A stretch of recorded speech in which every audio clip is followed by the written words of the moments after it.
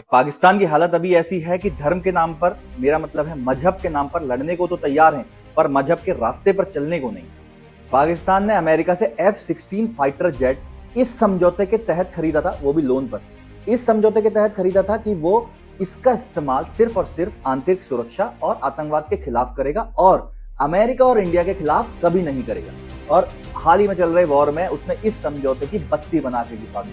न सिर्फ अंतरराष्ट्रीय कानूनों का उल्लंघन किया है, बल्कि ये राष्ट्रीय और क्षेत्रीय स्थिरता के लिए भी एक खतरा है। पर ये पहली बार नहीं है।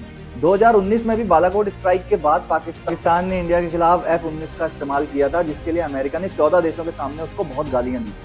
अब सवाल ये उठता है, पाकिस्तान की इस हरकत पर अमेरिका इस बार कोई कार्रवाई करेगा या हर बार की तरह वही डांट फटकार से काम चलेगा? इसका मतलब साफ साफ होगा कि एग्रीमेंट सिर्फ कागजों तक सीमित रह जाते हैं। Now America shall stand up and take some violent action against it, ताकि दुनिया को यह पता लगे कि अंतरराष्ट्रीय नियम जो बनाए जाते हैं उनका पालन करना कितना जरूरी है। हालांकि F-16 इंडिया का कुछ कर नहीं पाया, क्योंकि इंडिया के पास जो टेक्नोलॉजी।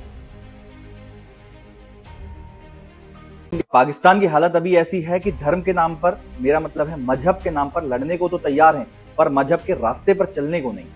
पाकिस्तान ने अमेरिका से F-16 फाइटर जेट इस समझौते के तहत खरीदा था, वो भी लोन पर। इस समझौते के तहत खरीदा था कि वो इसका इस्तेमाल सिर्फ और सिर्फ आंतरिक सुरक्षा और आतंकवाद के खिलाफ करेगा और अमेरिका और इंडिया के खिलाफ कभी नहीं करेगा। और हाल ही में चल रहे वॉर में उसने इस समझौते की बत्ती बना के दिखा दी। न सिर्फ अंतरराष्ट्रीय कानूनों का उल्लंघन किया है, बल्कि ये राष्ट्रीय और क्षेत्रीय स्थिरता के लिए भी एक खतरा है। पर ये पहली बार नहीं है। 2019 में भी बालाकोट स्ट्राइक के बाद पाकिस्तान ने इंडिया के खिलाफ F-19 का इस्तेमाल किया था, जिसके लिए अमेरिका ने 14 देशों के सामने उसको बहुत गालियां दी। अब सवाल ये उठता है, पाकिस्तान की इस हरकत पर अमेरिका इस बार कोई कार्रवाई करेगा या हर बार की तरह वही डांट फटकार से काम चलेगा? इसका मतलब साफ साफ होगा कि एग्रीमेंट सिर्फ कागजों तक सीमित रह जाते हैं।